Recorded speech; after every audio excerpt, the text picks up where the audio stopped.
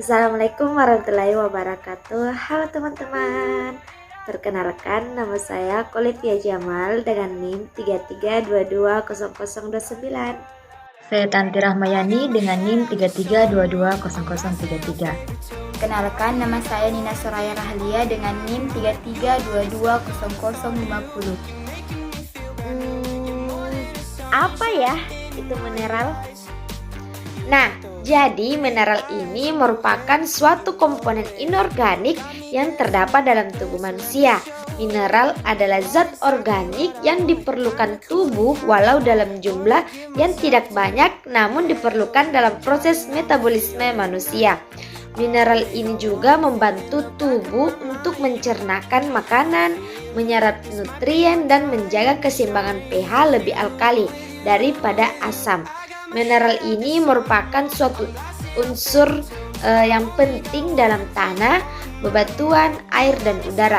Sedangkan pada tubuh makhluk hidup itu sendiri hanya terdiri dari 4-5% berat badan kita sendiri itu terdiri atas mineral. Sekitar 50% mineral itu terdiri atas kalsium dan 25% lainnya terdiri atas mineral lain.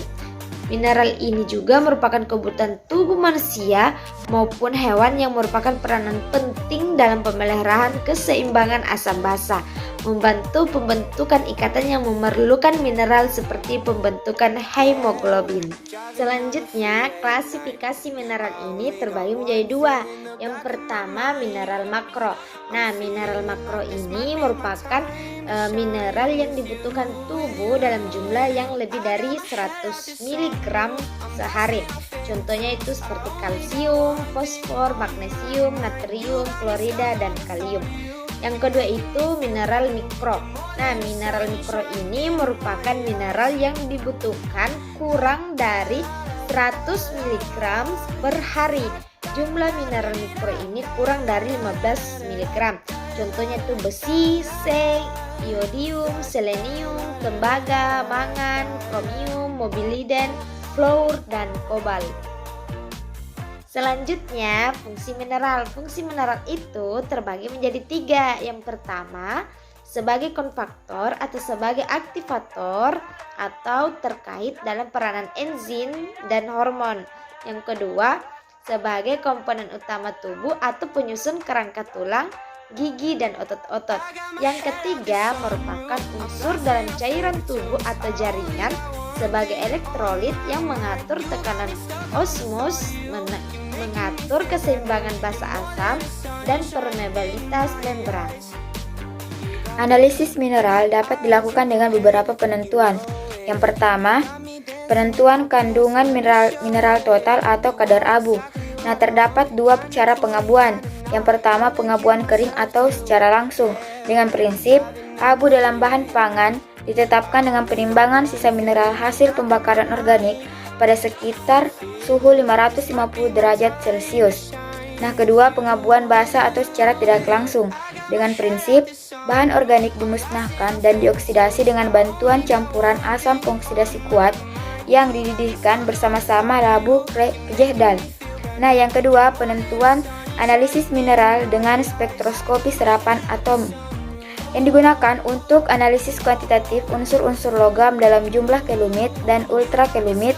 Cara analisis ini memberikan kadar unsur total logam dalam suatu cuplikan dan tidak tergantung pada bentuk molekul dari logam dalam cuplikan tersebut. Nah, dengan prinsip setelah bahan organik dalam sampel dimusnahkan melalui pengabuan kering atau pengabuan basah, sisa abu dalam asam encer, logam yang diatomisasi dalam nyala akan menyerap energi tertentu yang diemisikan oleh lampu katoda. Nah, jumlah energi yang terserap oleh logam sebanding dengan konsentrasi mineral dalam sampel. Nah, penentuan yang ketiga, analisis mineral mikro pada bahan makanan. Yang pertama, analisis besi atau Fe dengan prinsip kandungan besi dalam bahan pangan dianalisis dengan mengkonversi besi dari bentuk fero menjadi feri dengan menggunakan oksidator seperti K2S2O5 sehingga membentuk feritiosianat yang berwarna merah. Warna yang terbentuk dapat diukur absorbansinya pada spektrofotometer dengan panjang gelombang 480 nanometer. Nah, kedua, analisa iodium. Dengan prinsip iodium dalam KiO3 akan dibebaskan oleh H2SO4. I2 yang dibebaskan akan dititrasi dengan Na2S2O3. Nah, penentuan yang terakhir, analisis mineral makro pada obat.